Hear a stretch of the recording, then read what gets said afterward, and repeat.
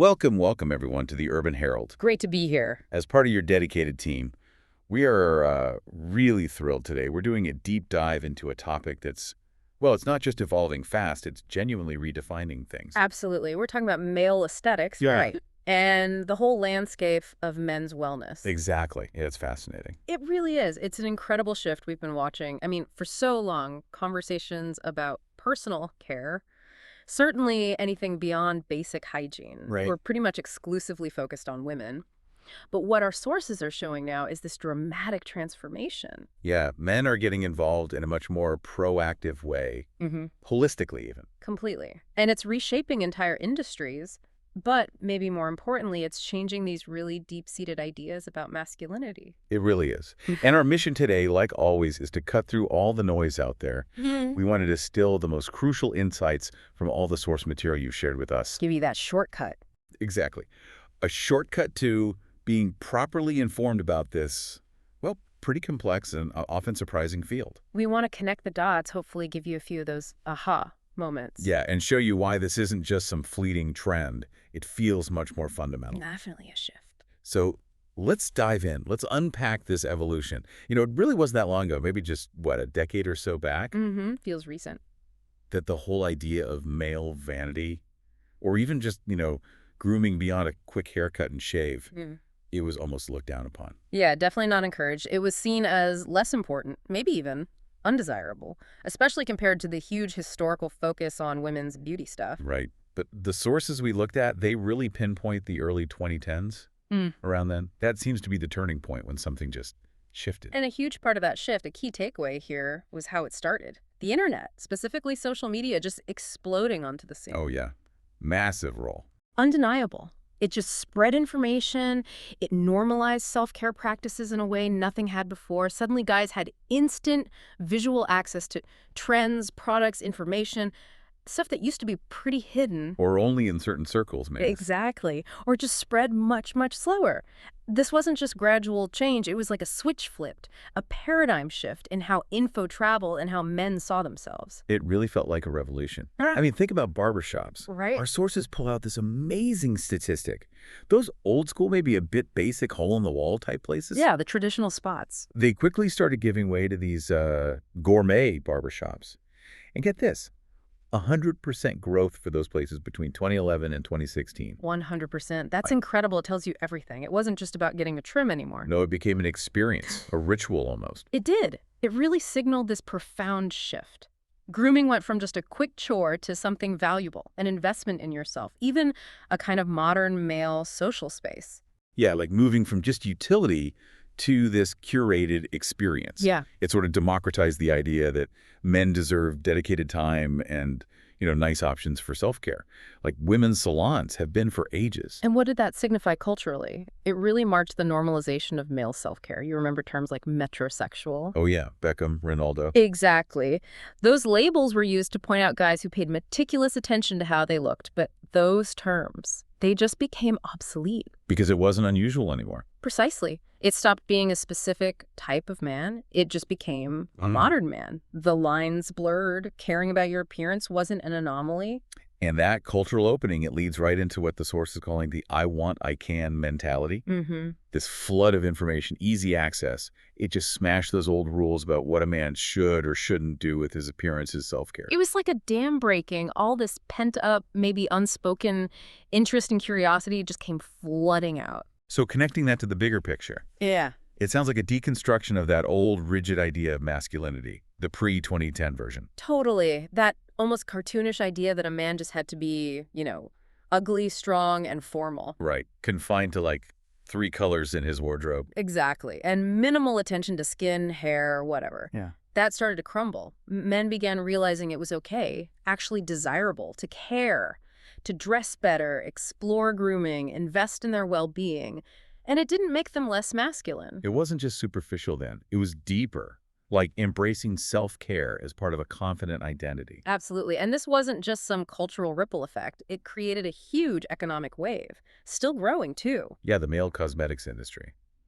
In Brazil, for instance, it's massive. Huge. Our sources say it's the second or third largest consumer globally, moving something like $30 billion. $30 billion, that's just staggering. It Mm. really shows the scale of the demand that's emerged. And what's really wild is that for a long time, this market was basically a blue ocean. Untapped potential. Completely. Vast, wide open for exploration. The demand was probably always there, just, held back by social norms.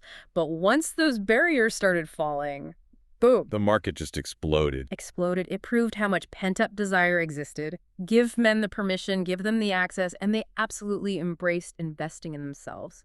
Okay, so we've traced the cultural shifts that got us here.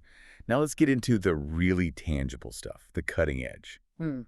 The medical side of male aesthetics, where science is genuinely reshaping what's possible. Right. The procedures themselves. And one that is just absolutely taken off almost everywhere, it seems, is hair transplantation. Oh, definitely. Exploded is the right word. And here's something interesting. Our sources say Brazil is now leading globally, overtaking Turkey even. Yeah, which was considered the go-to place for years, right? It's a remarkable statistic. It really highlights the huge need, but also the advanced level of skill and tech now available in Brazil. And the need is massive. What was the number? 42% of the population struggles with male pattern baldness. 42%, which translates to, 80 to 100 million Brazilians potentially needing solutions. The demand is just immense. And alongside that, the technology and techniques have gotten so much better. Really natural, effective results are possible now. So let's talk about the patient experience. If someone's thinking about this, what's it actually like? Walk us through it. Is it super painful? Long recovery? That's a great question, and honestly, no. It's designed to be comfortable. The procedure itself usually takes around 12 hours, a full day. Okay, a long day. It is, but it's done under local anesthesia. And often you can opt for sedation too, so you can basically nap through a lot of it. Pain is really minimal, if any. Minimal pain, okay. And recovery. Surprisingly quick. Typically you wear a dressing for just 2 or 3 days. After that, you can pretty much get back to your normal daily routine. 2 or 3 days. For the initial phase, yeah. We're talking really manageable downtime for what can be a life-changing result. That is much faster than people might think. And the hair itself, when do you actually see the payoff? So there's a post-op phase you need to know about. First, the transplanted hairs will actually shed in the first 6 months or so. Shed. That sounds worrying. It's totally normal. It's just the follicles kind of resetting, resting before they start a new growth cycle in their new location. After that initial shed, you'll see continuous, steady growth, anywhere from 6 to 24 months. Okay, so patience is needed. A little bit, yes. But the hair comes in naturally, follows its normal cycle, gets thicker and longer over that time, leads to a really natural, dense look eventually. And where do they actually get the hair from? The donor area. Does it grow back there? Good question. The main donor area is usually the nape of the neck, the back of the head. Why there specifically? Because the hair follicles in that region are genetically resistant to DHT, that's dihydrotestosterone, the hormone primarily linked to male pattern baldness on the top and front of the scalp. Ah, so that hair is just built differently. Exactly. If they need more grafts than the nape can provide, they can also carefully take hair from the beard or sometimes even specific body hair areas. And the key principle, what makes it work so well, is that the transplanted hair keeps its original characteristics. It grows just like it would have on the back of your head, still resistant to DHT wherever it's placed. It's fascinating.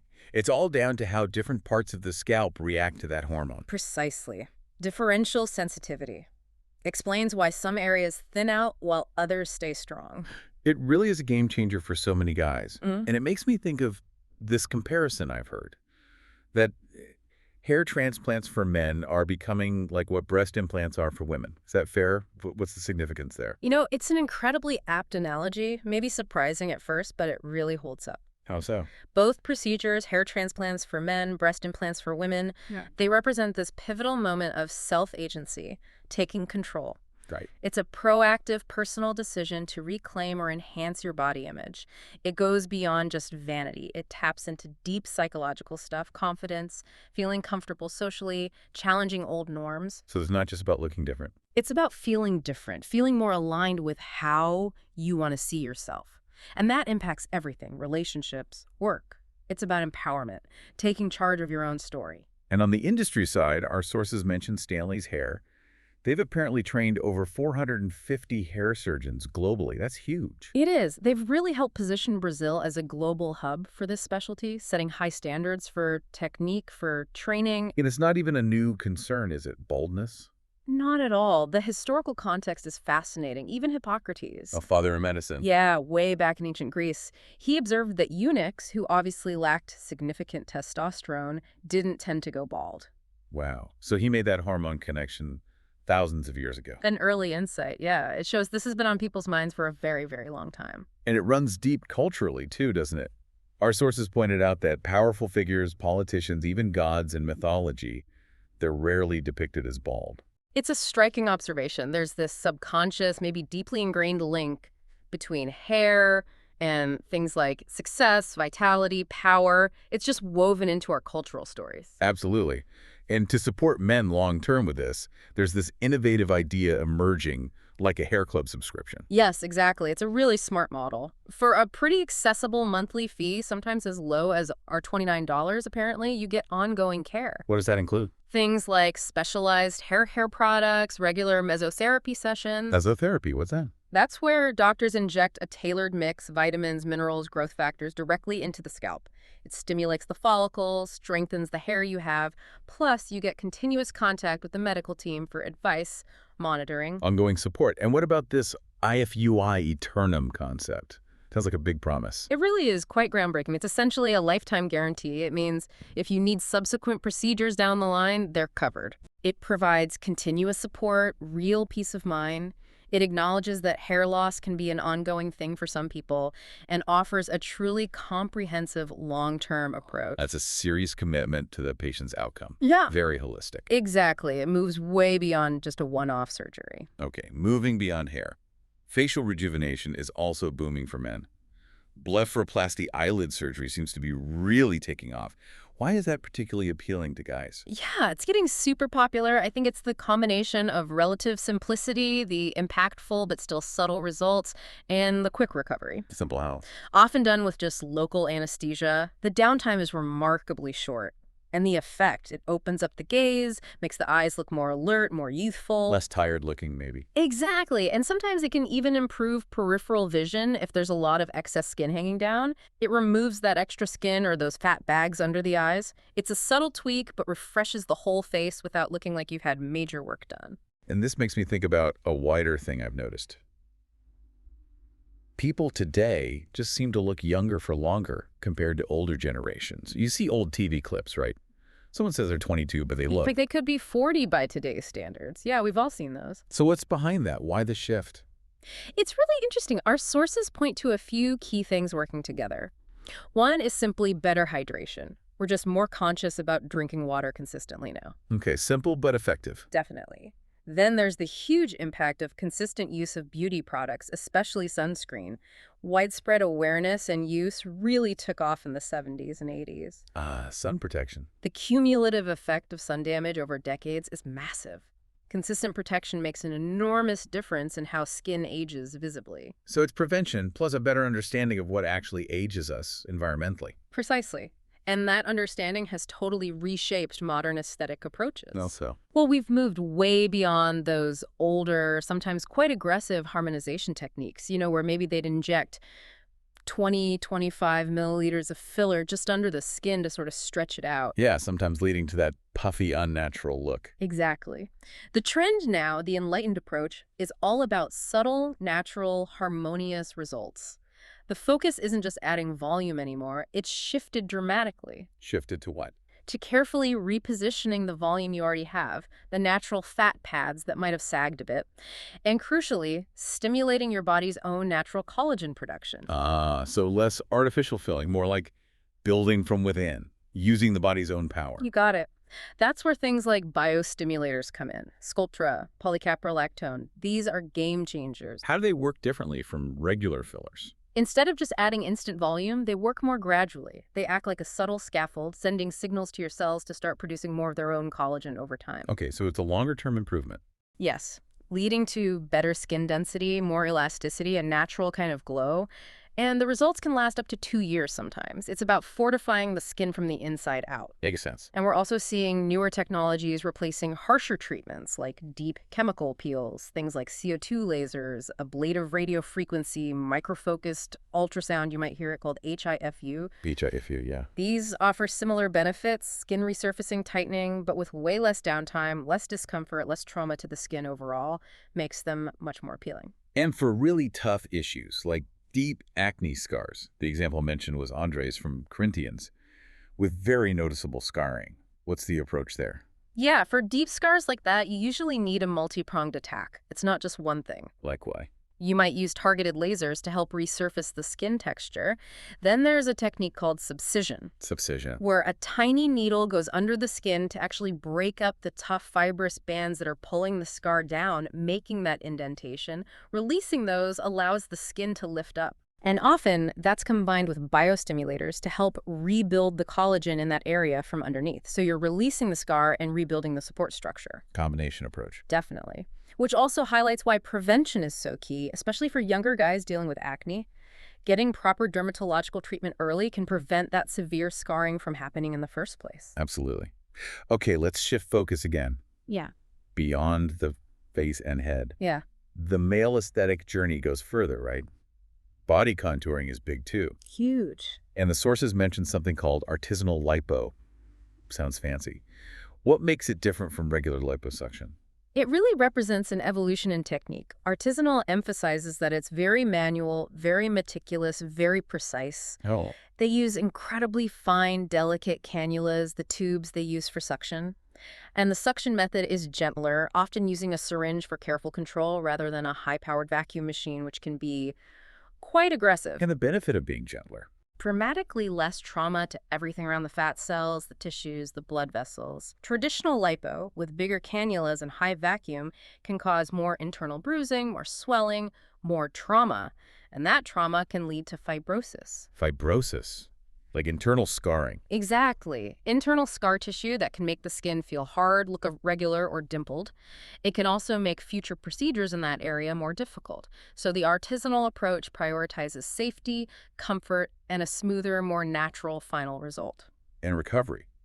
With less trauma, is it faster? Remarkably faster and more comfortable. Patients can often get back to normal daily stuff within just 2 days. 2 days? Seriously? Yeah, and back to more strenuous things like hitting the gym within about 15 days. Wow. The sources even gave that example of Koan from the music duo Matthias and Kwan. He apparently performed a live show just 2 days after his procedure. That's incredible. Really speaks to the minimal downtime. It does. And the technique also focuses on encouraging natural collagen retraction skin tightening through the body's own healing response, rather than relying on the trauma itself to cause tightening. It leads to smoother results. Fascinating. Now, there's another procedure mentioned that sounds, well, quite niche, but apparently in high demand. Penile harmonization. What is that exactly? Right. So this procedure is focused exclusively on increasing the diameter, the thickness, the girth of the penis. Okay, girth only. How? Primarily using carefully placed hyaluronic acid filler. The goal is to create a fuller appearance. The sources use descriptions like a strawberry or an arrow shape to kind of illustrate the change in proportion. Got it. And it's crucial to stress this doesn't increase length, right? Absolutely. Critical point. Zero impact on length. That's a common misunderstanding. So strictly about thickness, is there anything that can affect the perception of length, even if not the actual size? Yes, indirectly. Liposuction in the pubic area above the base of the penis. How does that help? By removing that pad of fat, more of the penile shaft that was previously hidden can become visible. It creates an illusion of greater length, maybe up to 2 centimeters visually. The analogy used was low grass makes the tree look taller. Okay, that makes sense visually. And why are men seeking this harmonization? What's the main reason? And the perceived benefit? The primary medical indication is often for cases diagnosed as micropenis, helping achieve a size that feels more proportionate and boosts self-confidence. But sources say the demand is surprisingly high beyond that specific group too. And the impact. It's perceived to potentially enhance female pleasure during intercourse, mainly through increased clitoral stimulation due to the added girth. And importantly, it's considered safe. It's an ambulatory procedure, no hospital stay needed, and crucially, it doesn't affect sensation. That's obviously a major concern for anyone considering it. Right, absolutely. Okay, moving beyond that, What about other body enhancements? Implants for pecs or calves? Yes, those are options too. For areas like the chest or calves, men can opt for either solid silicone implants, similar to what's used in other cosmetic surgeries, or they can use macromolecule hyaluronic acid fillers. Larger volume fillers. Yeah, typically injecting maybe 20-30 milliliters per side. These are generally best suited for guys who already have a decent physique from working out. So it's not about creating muscle where there isn't any. Exactly. The goal is to enhance the existing musculature, add a bit more definition, more volume, refine the shape. Trying to create pecs or calves from scratch with implants or fillers on someone with very little muscle mass can end up looking quite unnatural or strange, as the sources put it. So it's about complementing the existing physique. Precisely. Ensuring it looks balanced and aesthetic, not just stuck on. Refinement, not fabrication. Got it. And while we're talking about intimate procedures and aesthetics generally, the sources also mention a rise in female intimate surgeries. What's happening there? It's definitely a parallel trend. There's a significant and growing demand from women for procedures focusing on the genital area. Like what specifically? Things like nymphoplasty, which is surgery to reduce the size of the labia minora, sometimes clitoral hood reduction, even hymen reconstruction is requested sometimes. Okay, and functional procedures too. Yes, vaginal tightening is another one, often done non-surgically now using fractional radiofrequency. How does that work? It uses targeted heat energy to stimulate collagen production within the vaginal tissues, leading to tightening. This is sought after both for potentially enhancing sexual pleasure and also for treating issues like mild stress urinary incontinence, maybe after childbirth, which can really impact quality of life. So for women, much like we're seeing with men, it's this blend of aesthetics, function, and boosting confidence. Exactly that. It's driven by a desire for self-confidence, feeling good about their bodies aesthetically, but also addressing real functional concerns. Genetic factors can play a role, changes after having children. Sometimes hormonal therapies influence things too. It really underlines the broader theme, doesn't it? Both men and women are increasingly looking for ways to align how they look and feel physically, even intimately, with their sense of self and overall well-being. Absolutely. Feeling complete, feeling confident in every aspect of life. Which brings us neatly to the impact on overall well-being. It really sounds like there's a strong link, maybe even a cycle, between male aesthetics, vanity in a positive sense, and mental health. Oh, absolutely. A very strong correlation. Often a healthy state of mind leads people to want to invest in their appearance, to seek improvements. And then achieving those improvements boosts self-esteem, improves self-perception, builds confidence. It creates this really positive feedback loop. So the old idea that a vain man must be somehow crazy Or a bit off their rocker, as one source put it colorfully. Yeah, that's totally outdated. It's just not the reality anymore. Not at all. Modern men, the ones engaging with this, are often highly conscious about many aspects of their lives. Their diet, looking for organic, gluten-free options, the ethics of the products they buy, that ESG focus, is increasingly important. It's part of a general embrace of wellness as a lifestyle. So it's not isolated vanity, it's integrated into a bigger picture of conscious living and health. Precisely. And prevention is a huge part of that, especially with skincare for younger guys. We talked about preventing severe acne scars, like the Andre Skin example. Early, effective dermatological intervention is key. Right. Same with hair loss. Treatments have evolved so much. It's not just about managing the decline with basic minoxidil anymore. Now we have advanced injectables like dutasteride, targeted mesotherapy. The goal isn't just to stop loss, but to actively strengthen the hair you have, maybe even stimulate some regrowth. And how do other common therapies fit in? Things like testosterone replacement or those newer weight management drugs like tirzepatide, semaglutide. Do they affect hair? That's a really relevant question, as those therapies are becoming more common for overall health and vitality. Yes, sometimes hormonal therapies or certain metabolic drugs can have a secondary impact on hair health, potentially increasing shedding in some individuals. So what do you do then? Trade one benefit for a dryback? Not necessarily. Modern practice anticipates this. There are strategies to mitigate these effects. For example, you can proactively support the hair follicles, turbocharge them, so to speak, with things that improve microcirculation in the scalp, delivering more nutrients, targeted injections, specific topical treatments. The idea is to strengthen the hair's resilience while the patient benefits from their other essential therapy. So it's managed proactively. Exactly. It all comes back to that holistic 360-degree view of the patient. You integrate everything. Surgical procedures, yes, but also the pre-op prep, the post-op care, tailored supplements, lifestyle advice. Even monitoring things like prostate health becomes part of the overall male well-being check, recognizing everything is interconnected. It's all about optimizing health and aesthetics for the best possible quality of life. Okay, so this move towards holistic well-being, it naturally spills over from personal procedures into bigger cultural stuff, right? Yeah. How men consume fashion, how status is defined, how digital trends influence everything. Absolutely, it's all connected. Let's talk about that culture of consumption, because aesthetics isn't just clinic-based anymore. Men's fashion, for example, has changed dramatically. Gone are the days of just classic, rigid styles. Oh, completely. The diversity now is just staggering. You've got everything from super skinny jeans to really oversized, baggy silhouettes, meticulously tailored suits right alongside casual streetwear. The range is huge and always shifting, And it seems faster than ever. exponentially faster, largely thanks to what the sources call TikTok fashion and these micro trends. Micro trends, like what? Think of those core aesthetics that pop up and disappear, like grandpa core, all cozy knits and vintage vibes, or ballet core with soft lines, sport core, mixing athletic gear into daily wear. So these trends just appear out of nowhere. Pretty much. It feels chaotic, incredibly fast-paced. It totally blows up the old seasonal fashion calendar. A trend can literally emerge, peak, and be over in just a few months now. Wow, keeping up must be exhausting for everyone involved.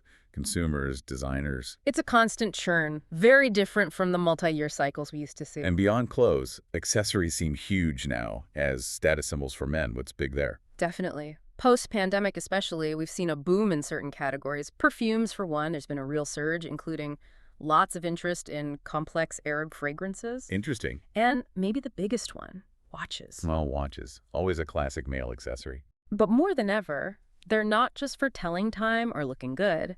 They've become incredibly potent symbols, especially in business and social circles. Well, how so? What do they signal? Our sources really dig into this. A watch can instantly signal success, seriousness, a certain attention to detail, maybe even financial stability. Some business people apparently make subtle judgments based on the watch someone wears, gauging their seriousness, their taste, their approach. Like a silent language of status. Exactly, a language of status and discernment. Okay, let's talk sneakers. Sneaker culture went absolutely wild for a while, didn't it? Especially that Jordan era during the pandemic. Where is that now? Yeah, it hit an absolutely crazy peak. Scarcity, limited editions driving hype, the online drop culture. People were paying insane amounts, thousands, for shoes that cost a couple hundred retail. The reseller market was on fire. But it couldn't last. Our sources confirm, definitely not. There's been a clear bubble burst. Why? What happened? A few things came together. One was just market saturation, maybe too many limited editions, flooding the market, diluting the exclusivity. Then big economic factors kicked in, the real losing value in Brazil, inflation hitting hard in the US. People just had less disposable income for luxury sneakers. Yeah, maybe just sneaker fatigue. That too, a fundamental shift in how consumers saw the value. People started asking, is this really worth paying thousands for? The hype started to feel less justified. So the perceived value just dropped. Pretty much. The exclusivity, the investment angle, it diminished. And that's causing real headaches for the big players, like Nike. Sources mention Nike seems to be struggling a bit with innovation right now, maybe not capturing the new mood, leaving money on the table. While others are rising. Exactly. Brands like Adidas are doing well, especially tapping into retro trends. New Balance is huge. Running is making serious inroads that shows consumer loyalty is definitely shifting. And are people moving away from sneakers in general? There's an interesting emerging trend in streetwear, yeah. Less dominance by sneakers. We're seeing more interest in classic or even formal footwear making a comeback, nice loafers, even rugged stuff like Doc Martens. It signals evolving tastes, a wider acceptance of different styles beyond just hype sneakers. Okay, this is crucial though. Ethics. With all this demand, all these new procedures, the power of influencers. Yeah. What's the absolute bottom line for the medical professionals involved? Ethics are everything. The medical professional's role here is absolutely fundamental. It's about setting clear boundaries and maybe the hardest part, managing patient expectations Which realistically. often means saying no. Right. Frequently, Yeah. having the integrity to say no, even if it's a celebrity or someone very insistent. The sources gave that example of Zilu Camargo, where a doctor declined something she wanted because it just wasn't the right or safest thing for her long term. That takes courage. It does, Yeah. and it reinforces a core principle. A good doctor's reputation isn't just built on the surgeries they do, it's also profoundly shaped by the ones they refuse to do, the ones that aren't medically sound or aesthetically appropriate or safe for that specific person. So it's not just fulfilling every wish, it's about sound medical and ethical judgment, even if it means less business. Precisely. Individualized treatment is key. Avoiding that recipe book mentality you sometimes see with trends like generic HD lipo or overly standardized facial harmonization where everyone starts looking the same, or just unnatural. Right. And another important point the sources make is about accessibility. Demand is growing across the board, not just from the wealthy. Classes B, C, D are increasingly seeking procedures. So it's becoming more democratized. Yes, which is fantastic in many ways. But that increased access also makes rigorous ethical standards and highly skilled practitioners even more crucial to ensure safety and good outcomes for everyone, regardless of their budget. And social media. It's a double-edged sword here, isn't it? Great for awareness, but risky too. Absolutely. It's created amazing awareness. People see what's possible. They get inspired. But the pitfalls are real. You have undertrained people offering procedures leading to bad results. Yeah, you hear horror stories. You do. Then there's the issue of unrealistic portrayals, heavily filtered photos, results that just aren't achievable for most people. And maybe the sneakiest part? Influencers getting procedures like lipo or fillers done secretly while promoting a totally natural look online. Which sets completely false expectations. Exactly. It really underlines why people need to be critical consumers of this content, do thorough research, and choose qualified practitioners. And remember, male and female aesthetics often need different approaches. A man's hairline, jawline, chin, they have distinct features. A good practitioner understands that and tailors the technique for a masculine, harmonious result, not just a generic one. Okay, as we start to wrap this up, let's look even further ahead. Because our sources touched on some really mind-bending stuff about the future of human longevity. Yeah, the science is moving incredibly fast. We're not just talking about living a bit longer. There are serious scientific discussions about extending healthy lifespan way beyond 80. Maybe to 100, even 120 plus. It raises huge questions, doesn't it? If we live that long and stay healthy, how does that change society? How does it change what it means to be human? And it's moving beyond sci-fi. Concepts like understanding cellular memory, How cells remember their past states. the role of telomeres, those caps on our chromosomes, That shorten as we age, yeah. Protecting those is key. nanorobotics doing microscopic repairs inside us, genetic engineering, stem cell therapies. It's all being intensely researched, not just to fight aging, but potentially to cure diseases like cancer at a fundamental level. The sources even mentioned that Stanley's patent for amplifying scalp stem cells, that kind of technology could potentially revolutionize regenerative medicine way beyond just hair. Applying those cell regeneration principles elsewhere, it almost makes you think of that old philosophical puzzle, the ship of Theseus. Right. If you replace every plank on a ship, is it still the same ship? Exactly. If our cells are constantly renewing, constantly being replaced or repaired, what does that mean for our identity, our memories, our sense of self over, say, 120 years? Where does the U.S. reside? It's a fascinating philosophical meets scientific challenge. If we're constantly regenerating, what provides continuity? And science fiction often gets there first, doesn't it? The sources mention that movie Mickey 17. With the body printing and memory transfer ideas? Yeah, it shows how these complex, almost philosophical ideas about longevity and identity are already filtering into popular culture, sparking people's imagination about what the future might hold. So this relentless evolution in aesthetics and longevity science, Yeah. it means professionals in these fields have to be constantly learning, constantly updating. Absolutely. It's a continuous process. You have to stay on top of new techniques, new products, new technologies, new ethical considerations. It never stops. But the upside is huge. Immense. Because ultimately, this constant drive for innovation, it's not just about looking younger or better superficially. It's fundamentally about promoting overall health, total well-being, and achieving a dramatically better quality of life as we age. Living more fully, more actively for longer. Exactly. Enhancing human potential across the board. And one final point. Let's just tackle those lingering, maybe outdated concerns head on. Our whole conversation shows that men seeking aesthetic procedures today, they're not ashamed or afraid to do it. Not at all. That narrative is dead. They are absolutely part of this huge, powerful cultural shift towards self-care, self-improvement, self-optimization. It's seen as proactive and positive. Yeah, taking charge. Totally. In fact, the sources pointed out that men often approach these treatments very directly. They're decisive, pragmatic, they know what they want. It's an assertive move, embracing personal agency, taking a proactive stance on their health and appearance, Shedding those old restrictive stereotypes. and boldly stepping into new possibilities for well-being, confidence, living their best possible life. It's a really mature, confident evolution in male identity. Wow. What an incredible journey we've taken through this whole evolving world of male aesthetics and well-being. It really covers so much ground. It's just so clear that men are embracing self-care now as really a vital part of feeling confident, finding success, and just overall well-being. It's such a dynamic area, always changing, always pushing boundaries. It really is. It speaks volumes about that fundamental human desire to optimize ourselves, to feel good, to live well. The advancements we've talked about show just how tightly linked aesthetics, health, and personal identity have become for the modern man. It's not just surface level. Not at all. It's about feeling good inside and out, performing at your best, and really experiencing a full, confident life.